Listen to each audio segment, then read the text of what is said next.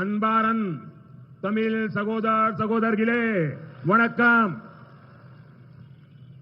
First of all, I offer my prayers to Konai Amman and Bhagwan Murugan of Marudumalai.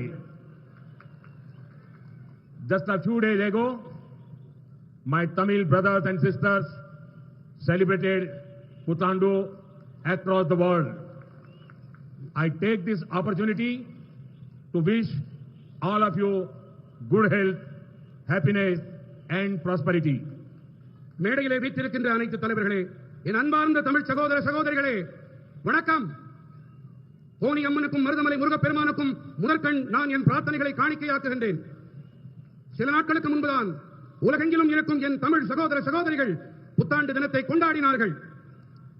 இந்த வாய்ப்பினை பயன்படுத்தி நான் உங்கள் அனைவரின் உடல்நலம், சந்தோஷம், நல்வளம் ஆகியவற்றுக்காக என் நல்வாழ்த்துக்களை தெரிவிக்கின்றேன்.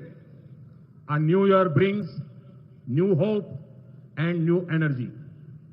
In this time of new beginnings, a new chapter is being written in the politics of Tamil Nadu. Tamil people are giving one clear message. NDA is in, DMK is out. புத்தாண்டு என்பது புதிய நம்பிக்கை, புதிய சக்தியை கொண்டு வருவது, புதிய தொடக்கம் எனும் இந்த வேளையிலே தமிழ்நாட்டின் அரசியலில் ஒரு புதிய அத்தியாயம் எழுதப்பட்டுக் கொண்டிருக்கின்றது.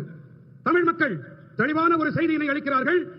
என்டிஏவின் வெற்றி, திமுகவின் வெளியேற்றம். Friends, Tamil Nadu, especially Kovai, is a land of hard-working and affectionate people. You have always stood firmly with the politics of development with BJP NDA. और इसलिए मैं जब भी यहां आता हूं मुझे एक अपनेपन का भाव महसूस होता है. கொங்கு நாட்டு மக்களே, குறிப்பாக கோவை கடும் உழைப்பாளிகளுக்கும் பாசமிகு மக்களுக்கும் சொந்தமான பூமி. வளர்ச்சி அரசியலுக்கு பக்கபலமாக பிஜேபி தேசிய ஜனநாயக கூட்டணிக்கு உற்ற தோழனாக நீங்கள் எப்போதுமே உறுதியாக இருந்து வந்திருக்கிறீர்கள். ஆகையால் தான் நான் இங்கே எப்போது வந்தாலும் நான் உங்களில் ஒருவனாக உணர்கின்றேன். आज अपनों के बीच मैं अपनी पीड़ा और अपना गुस्सा व्यक्त करना चाहता हूं. In 2023 we passed the Nari Shakti Vandan Abhiyan Adhiniyam, and on the 16th of this month we took a historic step to move towards implementing women's reservation in parliament and legislative assemblies.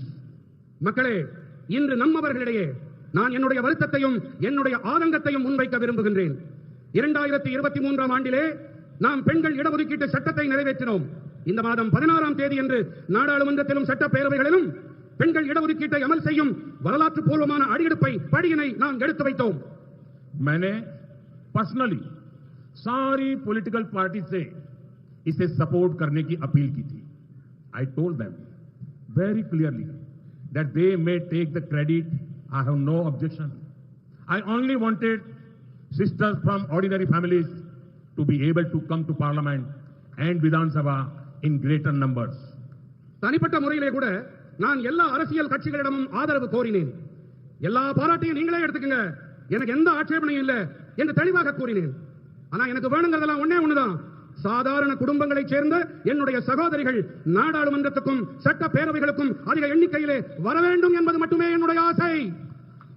But unfortunately, this noble effort was derailed.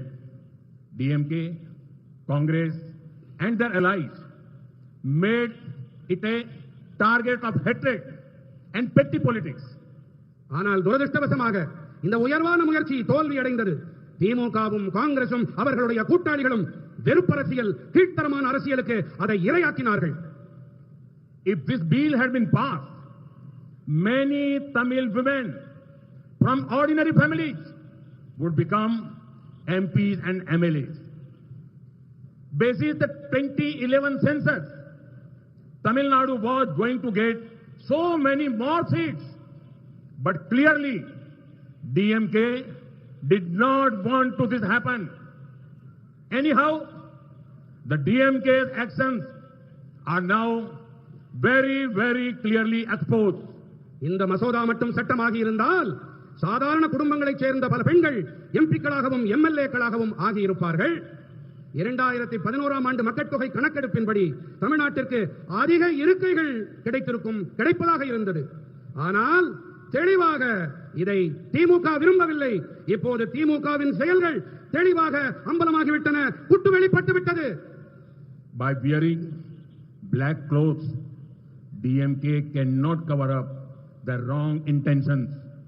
I want to tell the DMK that people know your black deeds. You cannot escape your black deeds any longer. Janata DMK के काले कारनामे अच्छी तरह से जान चुकी है. झूठ फैलाने से DMK के काले कारनामे छिपने वाले नहीं है. கருப்பு உடைகள் அணிந்து திமுக தங்களுடைய தீய எண்ணங்களுக்கு திரை போட்டு விட முடியாது என்று திமுகவுக்கு நான் கூறிக்கொள்ள விரும்புகின்றேன். உங்களுடைய கெட்ட செயல்களின் பலன்களிலிருந்து உங்களால் இனி தப்பவே முடியாது. மக்கள் உங்களின் உண்மையான முகங்களை தெரிந்து கொண்டு விட்டார்கள். பொய்களை பேசித் திரியும் திமுகவால் இனிமேல் புரட்டுக்களை புனை சுருட்டுக்களை மறைக்க முடியாது. और मैं तमिलनाडु की जनता को एश्योर करता हूं, I assure you all that this is nothing the end of our fight. This is just the beginning. BJP और एनडीए आपके अधिकारों के लिए संघर्ष करते रहेंगे. தமிழர்களே, உங்களுக்கு நான் ஒன்று உறுதிபட கூறிக்கொள்ள விரும்புகின்றேன். இது எங்களுடைய போராட்டத்தின் முடிவு அல்ல, இது தொடக்கம்தான். பிஜேபியும் தேசிய ஜனநாயக கூட்டணியும் உங்களுடைய உரிமைகளுக்காக தொடர்ந்து போராடி வருவார்கள். இது என்னுடைய உறுதிப்பாடு. इस कार्यक्रम के बाद आज रात को 8:30 बजे 8:30 मैं राष्ट्र के नाम अपनी बात बताने वाला हूं. इस विषय पर मैं विस्तार से चर्चा करने वाला हूं. இந்த நிகழ்ச்சி நிறைவடைந்த பிறகு இன்று இரவு 8:30 மணி அளவிலே நான் நாட்டு மக்களிடம் உரையாற்ற விரும்புகின்றேன். இந்த விஷயம் குறித்து விரிவாக நான் நாட்டு மக்களிடம் பகிர்ந்து கொள்ள இருக்கிறேன். அனைவரும் தவறாது கேளுங்கள். Today DMK had no achievement to showcase, no real issues to raise.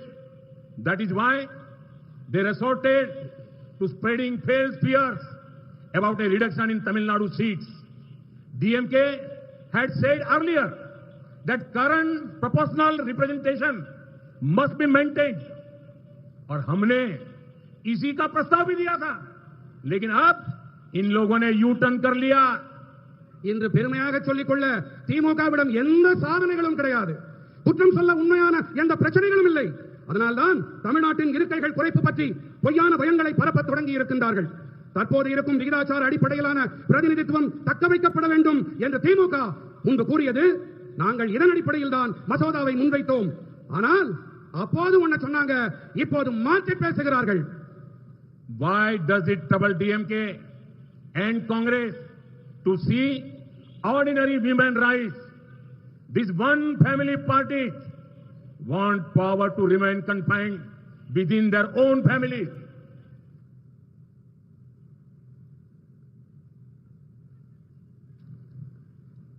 சாதாரண பெண்கள் உயர்வடைந்தால் ஏன் திமுகவிற்கும் காங்கிரசிற்கும் ஏறுகிறது? ஏன் தெரியுமா? ஏனென்றால் இந்த ஒற்றை குடும்ப கட்சிகள் அதிகாரம் தங்கள் குடும்பங்களுக்கு உள்ளேயே இருக்க வேண்டும் என்று ஆசைப்படுகின்றார்கள். आज तमिलनाडु में महिलाएं और यहां तक की छोटी बच्चियां भी क्रिमिनल से सुरक्षित नहीं है. DMK harms women in Tamil Nadu by enabling violence and crime. They do not stand with women in parliament either. लेकिन अब डीएमके की इस नारी विरोधी सोच को जवाब जरूर मिलेगा. இந்த தமிழ்நாட்டிலே பெண்களாகட்டும், ஏன் சின்ன குழந்தைகளாகட்டும் குற்றவாளிகளால் பாதுகாப்பில்லாமல் இருக்கின்றார்கள். வன்முறை மற்றும் குற்றங்களுக்கு ஆதரவாக இருப்பதன் மூலம் பெண்களுக்கு தீங்கிழைக்கின்றது திமுக. இது மட்டுமா, நாடாளுமன்றத்திலும் கூட இவர்கள் பெண்களுக்கு ஆதரவாக இருப்பதில்லை. ஆனால் இப்போது பெண்களுக்கு எதிரான எண்ணப்பாட்டிற்கு சரியான பதில் திமுகவிற்கு கண்டிப்பாக கிடைக்கும். I request SPG people please collect this photograph. These kids are. அங்கே வெளிப்படுத்தப்படும் புகைப்படங்களை எஸ்பிஜி நண்பர்கள் அதை கொண்டு வந்து தருமாறு கேட்டுக் கொள்கின்றேன். मैं तमिलनाडु की हर बहन से कहूंगा कि वो डीएमके और डीएमके के लोगों को जहां देखें वहीं उनसे सवाल करें. Ask them why they oppose a bill meant to ensure women's representation.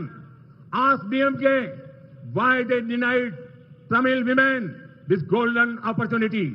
And on April 23rd, give them a clear and powerful message. நான் தமிழ்நாட்டின் ஒவ்வொரு சகோதரியிடமும் கூறிக்கொள்ளுகின்றேன், திமுக காரர்களை நீங்கள் எங்கே பார்த்தாலும் அங்கே அவர்களிடம் கேள்வி எழுப்புங்கள். பெண்களின் பிரதிநிதித்துவத்தை உறுதி செய்யும் மசோதாவினை ஏன் அவர்கள் எதிர்த்தார்கள் என்று கேளுங்கள். பெண்களுக்கான இந்த பொன்னான வாய்ப்பை ஏன் தமிழ் பெண்களுக்கு மறுத்தார்கள் என்று கேளுங்கள். மேலும் ஏப்ரல் மாதம் 23ஆம் தேதி என்று தெளிவான பலமான செய்தியினை அவர்களுக்கு நீங்கள் அளியுங்கள். I see Tamil Nadu as an important engine of growth for India. In the last 11 years, the center has provided more than 14 lakh crore rupees to Tamil Nadu. This has come as tax devolution, as highways, airports, railways and welfare schemes. Congress और DMK जब दिल्ली में राज करते थे, तब तमिलनाडु को जितने पैसे मिले थे, ये धनराशि उससे कई गुना ज्यादा है. இந்தியாவின் வளர்ச்சிக்கான முக்கியமான என்ஜினாக தமிழ்நாட்டினை நான் பார்க்கின்றேன். கடந்த 11 ஆண்டுகளாக 14 லட்சம் கோடி ரூபாய்க்கும் அதிகமான நிதியை தமிழ்நாட்டிற்கு மத்திய அரசு அளித்திருக்கின்றது. இது நிதி பகிர்வாக நெடுஞ்சாலைகள், விமான நிலையங்கள், ரயில்வே துறை மற்றும் நலத்திட்டங்களாக அளிக்கப்பட்டிருக்கின்றன. காங்கிரசும் திமுகவும் ஆட்சி செய்த காலத்திலே தமிழ்நாட்டிற்கு அளிக்கப்பட்ட நிதியை விட இந்த தொகை பல மடங்கு அதிகம். Over the past 5 years, two things have increased to record levels in Tamil Nadu. The first is one family's wealth, and the second is Tamil Nadu's debt. The DMK's top family is becoming richer and richer, while the debt on each person of Tamil Nadu is becoming more and more. நண்பர்களே, கடந்த 5 ஆண்டுகளாக தமிழ்நாட்டிலே 2 விஷயங்கள் சாதனை அளவுகளை எட்டி இருக்கின்றன. முதலாவதாக ஒரு குடும்பத்தின் சொத்து, இரண்டாவது தமிழ்நாட்டின் கடன். தமிழ்நாட்டின் உச்சபட்ச குடும்பம் மேலும் மேலும் பணக்காரர்களாகி வருகின்றார்கள். ஆனால் தமிழ்நாட்டிலே ஒவ்வொருவர் மீதும் இருக்கின்ற கடனோ மேலும் மேலும் மேலும் கூடிக்கொண்டே போகின்றது. DMK's policy is by the family, of the family and for the family. CM, same family. Deputy CM, same family. Prominent MP in Delhi, same family. Films, media houses, many such things controlled by one family. यहां तक कि DMK के senior नेताओं को भी एक परिवार के जूनियर मोस्ट मेंबर के सामने झुकना पड़ रहा है. திமுகவின் கொள்கை என்ன? குடும்பத்திற்கு, குடும்பத்தால், குடும்பத்திற்காக, அவ்வளவுதான். முதலமைச்சர் அதே குடும்பம், துணை முதலமைச்சர் அதே குடும்பம், டெல்லியில் இருக்கும் முக்கியமான எம்பிக்கள் அதே குடும்பம், திரைப்படங்கள், ஊடக நிறுவனங்கள், இப்படி பல துறைகளை ஒரே குடும்பம் தன் கட்டுப்பாட்டிலே வைத்திருக்கிறது. எந்த அளவுக்கு என்றால் திமுகவின் மூத்த தலைவர்கள் கூட ஒரு குடும்பத்தின் மிக இளைய உறுப்பினர்களிடம் தலை தாழ்த்தி நடந்து கொள்ள வேண்டி இருக்கின்றது. Whenever I meet people from Tamil Nadu, they tell me there is a big competition in the family here. The competition is between the son and the son-in-law. They are competing on who will loot more. எப்போதெல்லாம் நான் தமிழ்நாட்டு மக்களை சந்திக்க நேர்கிறதோ அப்போதெல்லாம் அவர்கள் என்னிடத்திலே ஒரு விஷயத்தை கூறுவார்கள். அது என்ன தெரியுமா? இங்கே ஒரு குடும்பத்திற்குள்ளே பெரும் போட்டா போட்டி நிலவுகிறது. இது மகனுக்கும் மருமகனுக்கும் இடையிலான போட்டி. எதிலே போட்டி? யார் அதிகமாக கொள்ளையடிக்கிறார்கள் என்பதுதான் போட்டி. Tamil Nadu needs vision in governance, not son or son-in-law loot. On a connected note, DMK and their ally in Delhi had one thing common. In both, the son-in-law had done quote-unquote wonders, and India is fed up of one son-in-law, Tamil Nadu is fed up of another son-in-law. इन दोनों परिवारों के भ्रष्टाचार से जनता बहुत परेशान है.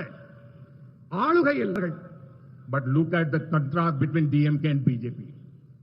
Take the example of a proud son of Coimbatore, Thiru C.P. Radhakrishnan ji. No political background. He grew through honesty and hard work. For example, when he was in the choir board, he took its export to record levels. Now, our son of Coimbatore is our vice president. ஆனால் திமுகவிற்கும் பிஜேபிக்கும் இடையிலான வித்தியாசத்தை பாருங்கள். கோயம்புத்தூரின் மண்ணின் மைந்தன் CP Radhakrishnan அவர்களையே எடுத்துக்காட்டாக எடுத்துக் கொள்வோமே. அரசியல் பின்புலம் ஏதும் கிடையாது. நேர்மை மற்றும் கடுமையான உழைப்பால் உயர்ந்தவர். தென்னை நார் வாரியத்தில் இருந்தபோது ஏற்றுமதியை சாதனை அளவுகளுக்கு கொண்டு சென்றார். இப்போது கோயம்புத்தூரின் மண்ணின் மைந்தன் ஒருவர் நமது துணை குடியரசுத் தலைவராக இருக்கின்றார். कोयम्बतूर के लोगों ने हमेशा से डीएमके की भ्रष्ट और माफिया स्टाइल राजनीति को नकारा है. Therefore, DMK looks at this region with a feeling of political revenge. Remember how a member of DMK's top family insulted the people a few months ago. Now, they have sent here a politician known for massive scams, including testbed scam. திமுகவின் ஊழல் மலிந்த ரவுடியிச அரசியலை கோயம்புத்தூர் மக்கள் எப்போதுமே புறக்கணித்து வந்திருக்கின்றார்கள். ஆகையால் தான் இந்த பகுதியை ஒரு அரசியல் பழிவாங்கும் நோக்கோடுதான் திமுக அணுகி வந்திருக்கின்றது. திமுகவின் உச்சபட்ச குடும்பத்தின் உறுப்பினர் ஒருவர் கோவை மக்களை சில மாதங்களுக்கு முன்னால் எப்படி அவமானம் செய்தார் என்பது நினைவிருக்கிறது இல்லையா? டாஸ்மாக் ஊழல் போன்ற பெரிய பெரிய மோசடிகளுக்கு பெயர் போன ஒரு அரசியல்வாதியை இப்போது இங்கே அவர்கள் அனுப்பியிருக்கின்றார்கள். Friends, when there is a double engine government, work moves faster. Schemes reach people quicker. Benefits multiply. நண்பர்களே, டபுள் என்ஜின் அரசாங்கம் இருக்கும்போது வேலைகள் மும்முரமாக வேகமாக நடக்கின்றன. மக்கள் நல திட்டங்கள் விரைவாக மக்களை சென்றடைகின்றன. ஆதாயங்கள் பல மடங்காகின்றது. Take the PM Suryagar scheme for example. For now, it has reached only 8,000 homes in Coimbatore.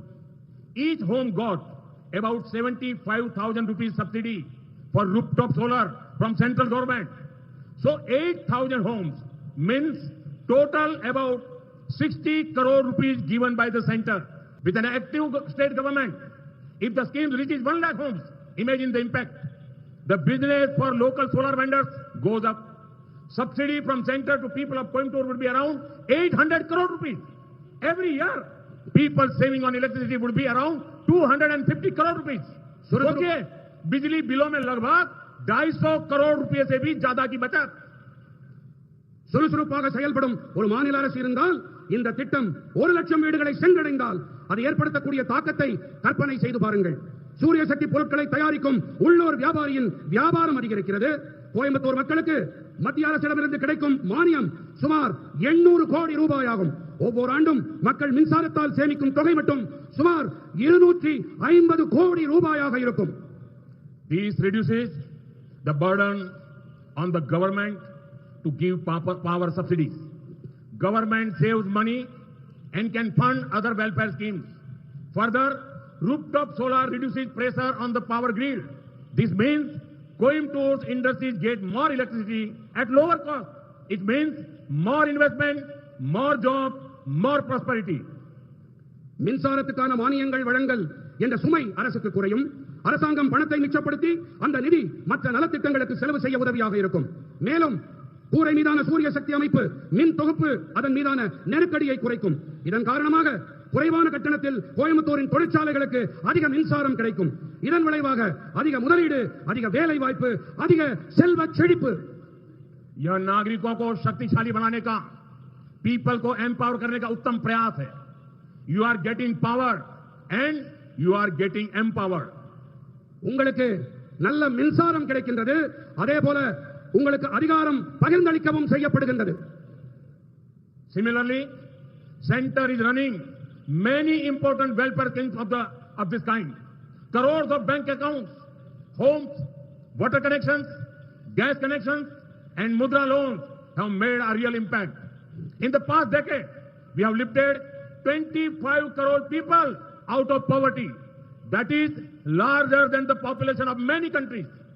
அதே போல இவை போன்ற பல முக்கியமான நலத்திட்டங்களை மத்திய அரசு செயல்படுத்தி வருகின்றது. கோடிக்கணக்கான வங்கிக் கணக்குகள், வீடுகள், குடிநீர் இணைப்புகள், எரிவாயு இணைப்புகள், முத்ரா கடன்கள் இவையெல்லாம் நல்லதொரு தாக்கத்தை ஏற்படுத்தி இருக்கின்றன. கடந்த 10 ஆண்டிலே நாம் 25 கோடி மக்களை ஏழ்மையிலிருந்து மீட்டெடுத்திருக்கிறோம். இது பல நாடுகளின் மக்கள் தொகையை விட அதிகமானது. These 25 crore people are aspirational. They spend on goods and services. Who make these goods? Small industries in place like Coimbatore. Who sells them? Local businesses and shop runs by the middle class. Who work there? Youth from the middle class. இந்த 25 கோடி மக்கள் முன்னேற துடிக்கும் ஆர்வம் உடையவர்கள். சரக்குகள் மற்றும் சேவைகளை பெற அவர்கள் செலவு செய்கின்றார்கள். யார் இந்த சரக்குகளை தயாரிக்கின்றார்கள்? கோயம்புத்தூர் போன்ற இடங்களில் இருக்கும் சிறிய தொழிற்சாலைகள் தான். யார் விற்பனை செய்கின்றார்கள்? நடுத்தர வர்க்கத்தினர் நடத்தி வரும் உள்ளூர் வியாபாரிகளும் கடைகளும் தான். யார் அங்கே வேலை பார்க்கின்றார்கள்? நடுத்தர வர்க்கத்தைச் சேர்ந்த இளைஞர்கள் தான். So, when central schemes are implemented without delay, both poor and middle class benefit. Growth reaches everyone. This is why Tamil Nadu needs a double engine NDA government. ஆக மத்திய அரசின் நலத்திட்டங்கள் தாமதம் இல்லாமல் அமல் செய்யப்படும் போது ஏழை மற்றும் நடுத்தர வகுப்பினர் பலன் அடைகின்றார்கள். வளர்ச்சி அனைவரையும் சென்றடைகின்றது. இதனால்தான் தமிழ்நாட்டிற்கு டபுள் என்ஜின் தேசிய ஜனநாயக கூட்டணி அரசாங்கம் மிக மிக தேவை. Friend, we care about your savings.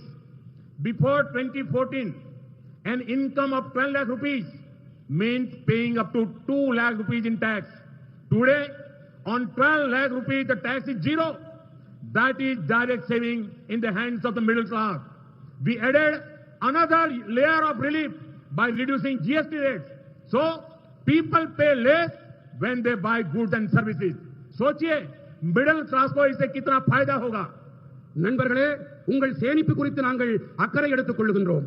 2014ஆம் ஆண்டிற்கு முன்பு 12 லட்சம் ரூபாய் வருமானத்திற்கு 2 லட்சம் வருமான வரி கட்ட வேண்டியிருந்தது. இன்று 12 லட்சம் ரூபாய் வரை வரியே கிடையாது. இது மத்திய தட்டு மக்களின் கைகளிலே நேரடியான சேமிப்பு. ஜிஎஸ்டி வரி விகிதங்களை குறைத்து அடுத்த கட்ட நிவாரணத்தை நாங்கள் அளித்திருக்கின்றோம். அந்த வகையிலே சரக்குகளையும் சேவைகளையும் மக்கள் வாங்கும்போது மக்கள் குறைவாக செலவு செய்கின்றார்கள். நடுத்தர மக்களுக்கு எத்தனை ஆதாயம் பாருங்கள். Now families can save more for education, health and housing. They can invest more and earn more from it. They can also spend more on goods and services. கல்வி, ஆரோக்கியம், வீட்டு வசதி ஆகியவை தொடர்பாக குடும்பங்கள் இனி அதிகமாக சேமிக்க முடியும். அதிக முதலீடு செய்து அதிலிருந்து அதிக வருமானம் ஈட்டிக் கொள்ள முடியும். அதேபோல சரக்குகள் சேவைகள் தொடர்பாக அதிகம் செலவும் செய்ய முடியும். When demand increases, it boosts production in factories. It supports small businesses and local markets. So tax saving drive growth across the entire economy. Bharat के MSME सेक्टर को फायदा होगा, अर्थव्यवस्था मजबूत होगी और इसका बहुत बड़ा फायदा तमिलनाडु को होगा. தேவை அதிகரிக்கும் போது தொழிற்சாலைகளில் உற்பத்தி ஊக்கப்படுகிறது. இது சிறிய வியாபாரங்கள் மற்றும் உள்ளூர் சந்தைகளுக்கு ஆதரவாக இருக்கிறது. அந்த வகையிலே சேமிப்பு காரணமாக ஒட்டுமொத்த பொருளாதாரம் முழுக்கவும் அதன் வளர்ச்சி ஊக்குவிக்கப்படுகிறது. இந்தியாவிலே சிறு குறு நடுத்தர தொழில்களுக்கு ஆதாயம் ஏற்படும், பொருளாதாரம் வலுப்பெறும். இது தமிழ்நாட்டுக்கு பெரும் ஆதாயத்தை ஈட்டித் தரும். Let us take health as a sector. Here too, you can see how we benefit each family. Under Ayushman Bharat, the poor get free treatment up to 5 lakh rupees every year. This now includes senior citizens, above 70 years, of all sectors of society. Healthcare for elders is a major concern for the middle class. We have taken care of that. आपके सेहत की, आपके घर में बुजुर्गों के सेहत की, बच्चों के सेहत की चिंता एनडीए सरकार कर रही है.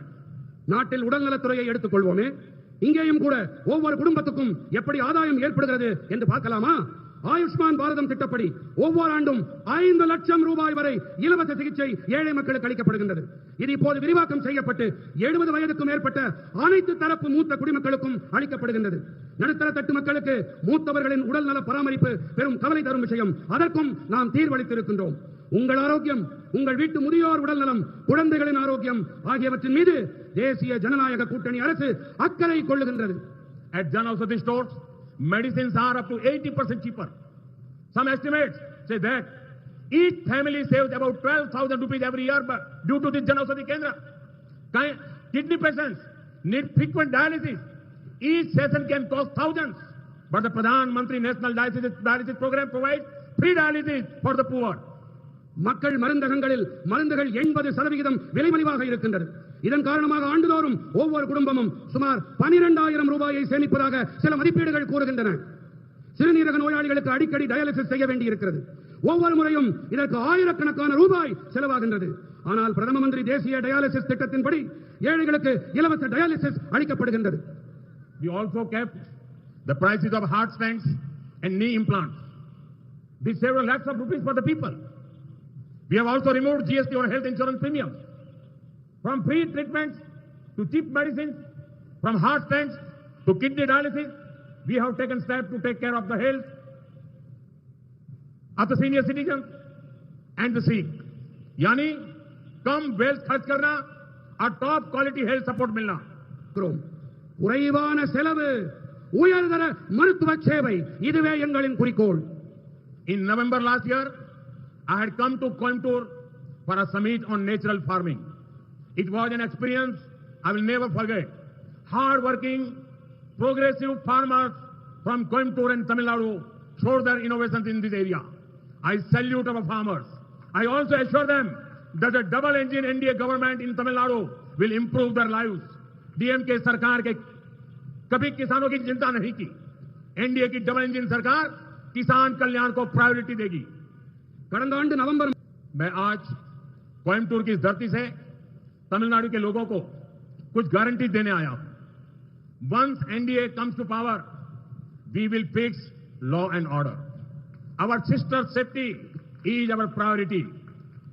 இன்று என்னுடைய கோயம்புத்தூர் மண்ணிலிருந்து தமிழ்நாட்டின் மக்களுக்கு சில உத்தரவாதங்களை, கேரண்டிகளை நான் அளிக்க வந்திருக்கிறேன்.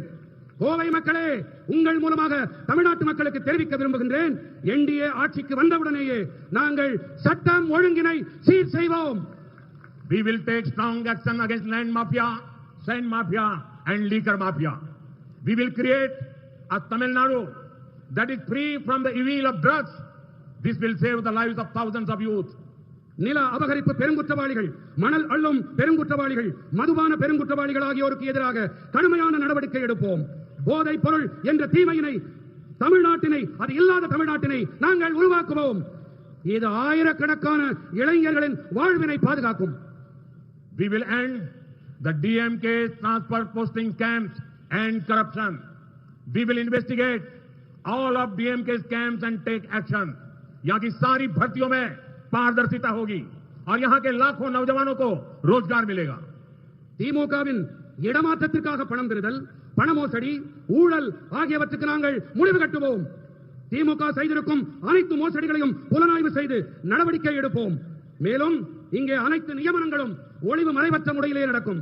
மேலும் இங்கே இடமாற்றத்திற்காக இங்கே லட்சக்கணக்கான இளைஞர்களுக்கு இங்கே வேலை வாய்ப்பு உருவாக்கப்படும். मैं विशेष रूप से अपने बीजेपी के और एनडीए के कार्यकर्ता साथियों से भी कहूंगा, in the coming days reach every household in this region, meet every voter, especially first time voters and women voters. குறிப்பாக நான் பிஜேபியின் காரியகர்த்தா நண்பர்களுக்கு ஒன்று கூறிக்கொள்ள விரும்புகின்றேன். வரவிருக்கும் நாட்களிலே இந்த பகுதியிலே இருக்கும் ஒவ்வொரு வீட்டுக்கும் செல்லுங்கள். ஒவ்வொரு வாக்காளரையும், குறிப்பாக முதல் முறை வாக்களிக்கும் வாக்காளர்கள், பெண்கள் ஆகியோரை சந்தியுங்கள். Explain NDA's vision to them, expose DMK's failures, tell people that this election is about Tamil Nadu's future. Ensure that on 23rd April, every booth witnesses record voting. आइए साथ मिलकर विकसित तमिलनाडु बनाएं, विकसित भारत बनाएं. என்டிஏவின் தொலைநோக்கை அவர்களுக்கு விளக்கிச் சொல்லுங்கள். திமுகவின் தோல்விகளை அவர்களிடம் எடுத்துச் சொல்லுங்கள். இந்த தேர்தல் தமிழ்நாட்டின் எதிர்காலம் பற்றியது என்று அவர்களிடத்திலே உரக்கச் சொல்லுங்கள். ஏப்ரல் 23ஆம் தேதி என்று ஒவ்வொரு பூத்திலும் வரலாறு காணா வாக்களிப்பு நடப்பதை நீங்கள் உறுதி செய்யுங்கள். வாருங்கள், நாம் அனைவரும் இணைந்து வளர்ச்சியடைந்த தமிழ்நாட்டை உருவாக்குவோம், வளர்ச்சியடைந்த பாரதத்தை படைப்போம். பாரத் மாதா கி, பாரத் மாதா கி, பாரத் மாதா கி. வணக்கம்.